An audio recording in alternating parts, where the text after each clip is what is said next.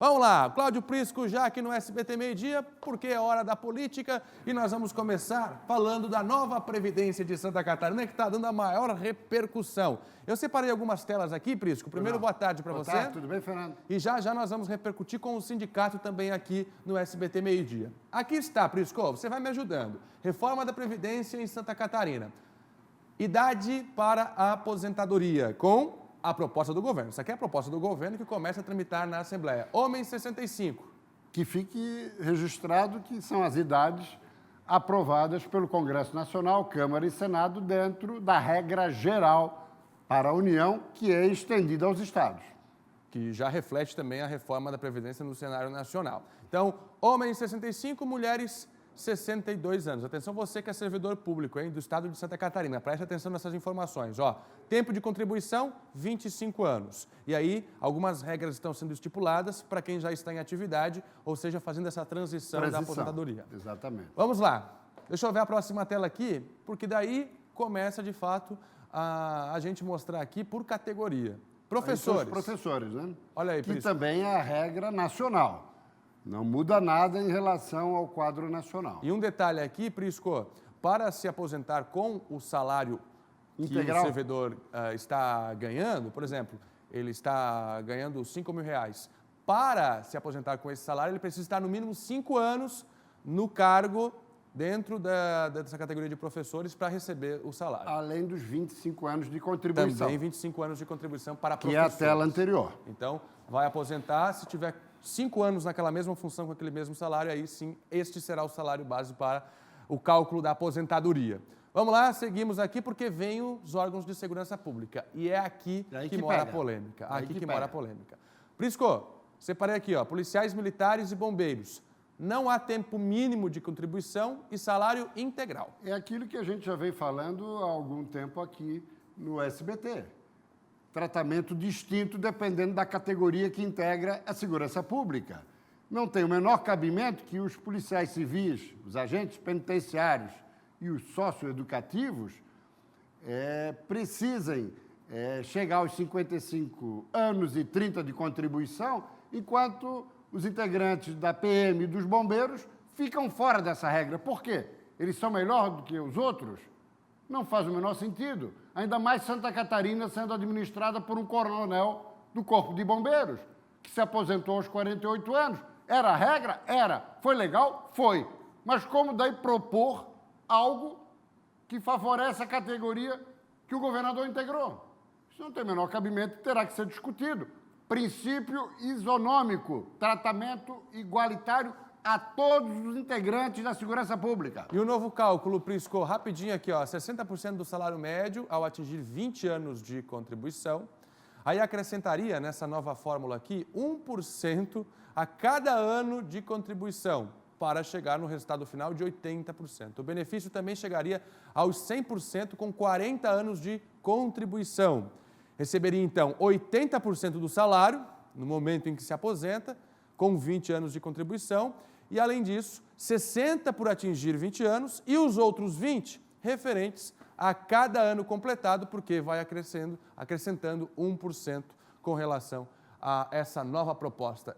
Este é o novo cálculo. O que você pensa disso, hein, Prisco? Não, inclusive, tem um dado que tem que ser acrescentado, que eu já falei aqui, a questão na Polícia Civil. Houve a incorporação do adicional noturno e das horas extras só em 2014. Eles não contribuíram para a Previdência nesses quesitos. Isso significa que, além de ter que se aposentar com idade mínima de 55, os agentes da Polícia Civil correm o risco de se aposentar com 50% a 60% da remuneração em atividade. Isso também precisa ser discutido, meu caro Fernando. Vamos fechar então aqui. Tem a economia? Deixa eu ver. Agora sim, a economia que o governo quer fazer. Em 10 anos, 792 milhões de reais e em 25 anos, 7 bilhões de reais. Prisco, neste momento eu já te convido a sentar aqui comigo, porque nós vamos continuar repercutindo os dados da nova Previdência em Santa Catarina com o senhor Antônio Luiz Batiste, que é presidente do Sindicato dos Servidores Estaduais de Santa Catarina. Prisco. Batiste, prazer revê-lo. O Batista está retornando a um cargo que já ocupou, não vou dizer 40 anos atrás, mas há uns 30 anos atrás, né? Não somos tão velhos, né? Pô, faz Prisco, tempo que não te vejo. Nós encontramos lá na antiga Secretaria da Administração, né, Prisco? É verdade. Na época ainda do governo Pedro Ivo Campos, né? Saída do governo a mim. Nós estamos Já passou um bom tempo. Não vamos 30 e tantos anos. Né? Não vamos falar a idade. É verdade. E essa nova aposentadoria, essa nova previdência para a aposentadoria, como o sindicato encara, principalmente nessa questão da segurança pública? O Prisco está com toda a razão. As palavras do Prisco, elas me satisfazem e repetiria aqui. Não é necessário, porque o que ele falou é correto. Então, nós vamos ter uma situação não só de falta de isonomia, como uma impossibilidade desses servidores se aposentarem em função que não terão a possibilidade de ter a média da sua integralidade. Mesmo que dê a ele o direito, ele não completou o tempo mínimo para adquirir a integralidade. E falta completar ali, aí eu vou introduzir a primeira pergunta ao Batista, o seguinte, o rombo na Previdência de Santa Catarina em 2018 foi de 3,8 bilhões. E no próximo ano vai suplantar a casa dos 4, se aproximando dos 5 bilhões. Alguma coisa, claro, que precisa ser feita, como no Plano Nacional foi feito. Agora, precisa haver critério. E me parece que o governo do Estado não observou esse critério. Por isso, evidentemente, que não dá para votar a reforma da Previdência até o dia 20, quando entra em recesso a Assembleia Legislativa. Esse assunto ficou para fevereiro. As discussões preliminares vão transcorrendo agora. Eu gostaria de perguntar agora, Batista, o seguinte, qual é a estratégia? É negociação com o governo direto? É através da Assembleia? Qual é a proposta do sindicato? Prisco, primeiro, o comportamento do governador, para quem está iniciando, para quem não pertencia à política, mas dos quadros do servidor militar do Estado, ele está decepcionando. Ele não recebe as entidades sindicais, ele não conversa com as entidades sindicais e mal recebeu agora o setor associativo da PM em função de que ele precisa fazer um certo ajuste. Então, isso o governador está decepcionando, ele entrou para mudar e todos os governadores recebiam. Ninguém quer que chegue lá e diga que vai atender a pauta de reivindicação, mas o diálogo tem que ter. Pelo menos com o secretário da administração. Nem isso, Prisco. Que, aliás, não, nem isso. Que, aliás, me passa a melhor das impressões, Jorge Tasca. Mas ele me disse que tinha recebido os representantes das entidades há um mês e meio atrás. Vou 3 exemplos. Caso do Cinti, nem o secretário da Educação estava na mesa. Nem o secretário da Educação compareceu. Quem representou o governo? Um mesmo que representava no governo Pinho Moreira. Quem era? Ou quem foi? Eu não gostaria de citar o nome do grupo gestor, é um funcionário de carreira. Certo. É funcionário de carreira. Funcionário de carreira, mas ele é um grupo gestor, está lá para dar um comunicado. Será que ele representa a política do governador? Bom, eu queria entrar direto qual é a nossa estratégia, o Prisco perguntou. Ontem nós temos uma assembleia unificada, com todos os trabalhadores no serviço público, civis. Ocupamos a Assembleia Legislativa, expondo a nossa reivindicação e, por coincidência, na hora, toda a sessão da Assembleia foi suspensa e nenhum deputado permaneceu, com exceção de 2 ou 3 que vieram conversar conosco. Nós fomos surpreendidos com este projeto por 2 motivos. Primeiro, a emenda de reforma paralela corre no Congresso Nacional. Foi ontem para a Câmara dos Deputados. Ele não pode, o governador, fazer uma reforma da Previdência sem a reforma da Previdência Mãe, que é a reforma paralela, nem votada no Congresso foi. Foi um acordo dos governadores do Sul e Sudeste para se antecipar. São Paulo está fazendo, está sendo uma lástima. Paraná fez. Sabe onde que a Câmara dos Deputados Federais terminou a sessão para votar a reforma da Previdência dos servidores do Paraná? Terminou num teatro. Teatro da Arena. Saíram de dentro da Assembleia para, junto com a conformação da segurança pública da polícia, votar em toque de caixa. Isso é lastimável. Nós não estamos no estado de exceção. Voltando para a Assembleia. Então, nós estamos nos preparando para o mês de fevereiro, ocupar seguidamente a Assembleia Legislativa. Nós não queremos a votação deste projeto no afogadilho, muito menos que os deputados votem achando que não vai alterar. Vai alterar sim. Mas até agora nós só falamos da segurança pública, Batista. E o servidor público normal? Como é que está sendo avaliada a proposta? Não, o servidor civil, ele está dentro, o policial civil está dentro dessa reforma. Quem não está é a Polícia Militar, que ele fica na reforma federal da Polícia Militar. Mas o servidor, por exemplo, da Secretaria da Administração, da Infraestrutura, Saúde, da atividade meio. Todos, inclusive professores. A proposta agrada? Não agrada porque... Ninguém, então? Não, ela não agrada... A nenhuma categoria? Ela não agrada funcional. a ninguém porque não é preciso fazer isto no afogadilho. Mas o segundo, admite que é necessário a reforma da Previdência em Santa Catarina? Nós queremos discutir... É necessária a reforma ou não? Nós queremos discutir esse déficit. Porque nós duvidamos que a nossa folha de pagamento... Mas então é contra qualquer tipo de reforma? Nós queremos discutir primeiro a situação do endividamento do Estado. Okay. O endividamento... Porque tem um problema também do endividamento do Estado, porque tudo isso está sendo feito para viabilizar o pagamento da dívida pública do Estado. O Estado de Santa Catarina, em 2011, ele tem um comprometimento do recurso do Estado em 46%. Okay. O Senado autorizou agilizar 200%. Mas eu queria só voltar à situação da reforma. Essa reforma, por exemplo, aprovada a PEC do governador, todos os municípios, todos os servidores municipais de Santa Catarina, da saúde, professores, servidores comuns, também são enquadrados nessa reforma. O governador não está fazendo uma reforma para o servidor público do Estado de Santa Catarina, está fazendo para o servidor público do Estado de Santa Catarina, está fazendo para o policial civil do Estado de Santa Catarina e está fazendo para 100% dos servidores municipais do Estado de Santa Catarina. Estamos recebendo aqui o senhor Entendeu, Antônio Prisco? Luiz Batiste, presidente do Sindicato dos Servidores Estaduais de Santa Catarina. Eu preciso colocar na conversa aqui, peço licença para o senhor. Boas as colocações, trouxe para a gente aqui alguns dados, mas agora eu preciso ouvir também o Cliver Schmidt, que é o presidente do IPREV, que traz para a gente a realidade de Santa Catarina e explica, talvez, por que a necessidade da aprovação desta reforma da Previdência aqui no Estado. Vamos acompanhar. Então, o principal objetivo da reforma é tentar minimizar o impacto das contas previdenciárias, né, no âmbito estadual. Hoje nós temos um déficit mensal de 320 milhões de reais, né, alcançando agora no ano de 2019 a cifra de 4 bilhões de reais que o Tesouro do Estado tem que aportar ao Instituto de Previdência para pagamento de todos os benefícios previdenciários.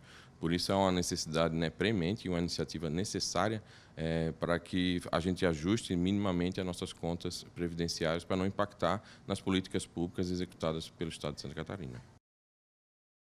Presidente, o que falar dessa declaração? Impossível o déficit ser suprido com esta reforma. Ele não vai ser suprido. Por mais de 30 anos, 40 anos, o Estado nunca contribuiu com a sua parte patronal.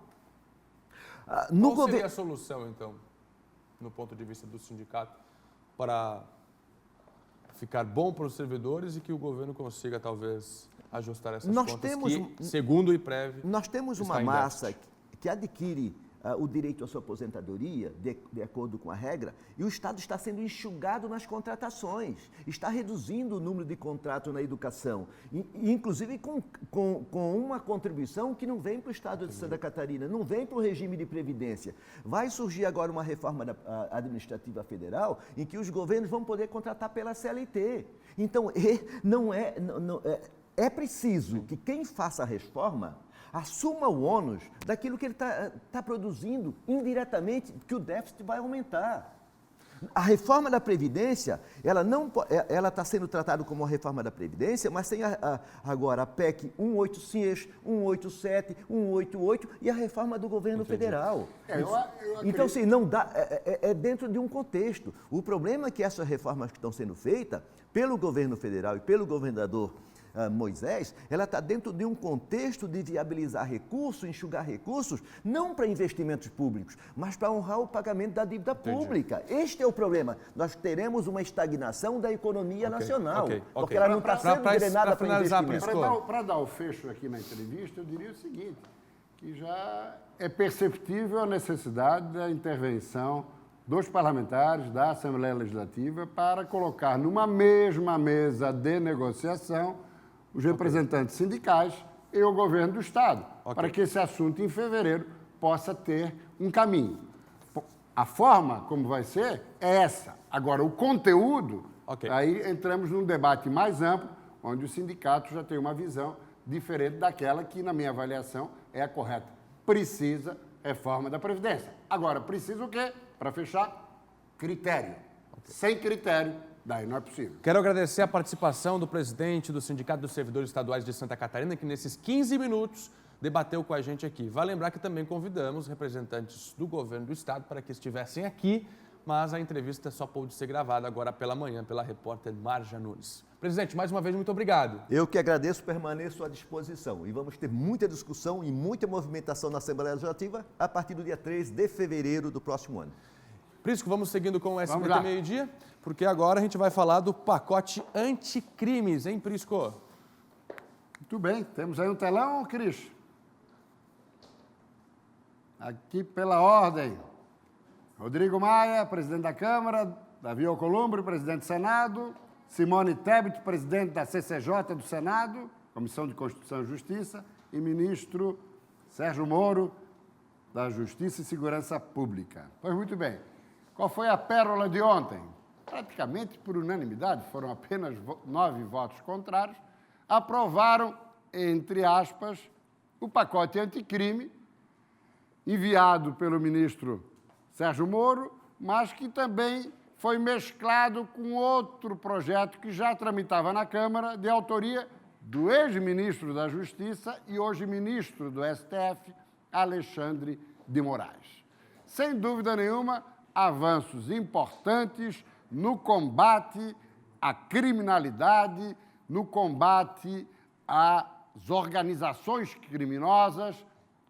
Avanço houve e está consignado e registrado aqui, com base no que foi aprovado ontem na Câmara dos Deputados. Mas alguns pontos estratégicos foram suprimidos, com destaque para apenas um que temos falado aqui com frequência, que é justamente prisão após condenação em segunda instância. Isso foi retirado, claramente numa articulação do presidente Rodrigo Maia, que tem ascensão sobre os líderes e conseguiu conduzir a coisa nessa direção.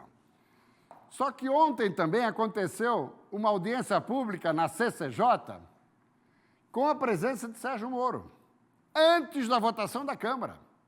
Mas como Tebet percebeu claramente, a senadora do Mato Grosso do Sul, que a Câmara ia fazer essa manobra de aprovação do pacote anticrime sem segunda instância, o que ocorreu aí? Aí, evidentemente, que ela fez o que tinha que fazer.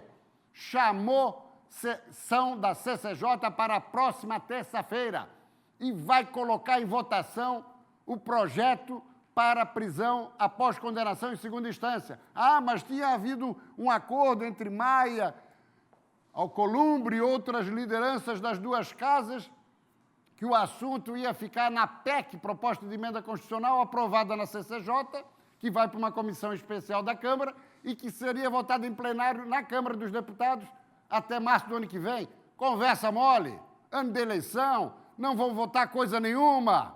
Não vão votar coisa nenhuma. Então é num baita de um cambalacho, patrocinado pelos dois presidentes da Câmara e do Senado, para não votar nada sobre condenação após prisão após condenação em segunda instância, meu caro Fernando. Por isso fez muito bem a senadora Simone Tebet. Tem que esticar essa corda e a população tem que ir às ruas e, através de redes sociais, através de e-mails mandados a senadores e deputados, pressioná-los para que isso possa efetivamente ser consolidado e retomado diante da decisão lamentável do Supremo Tribunal Federal. Muito bom, Prisco. Obrigado. Abraço. Até amanhã. Cláudio Prisco, que é a política aqui no SBT Meio-Dia, porque agora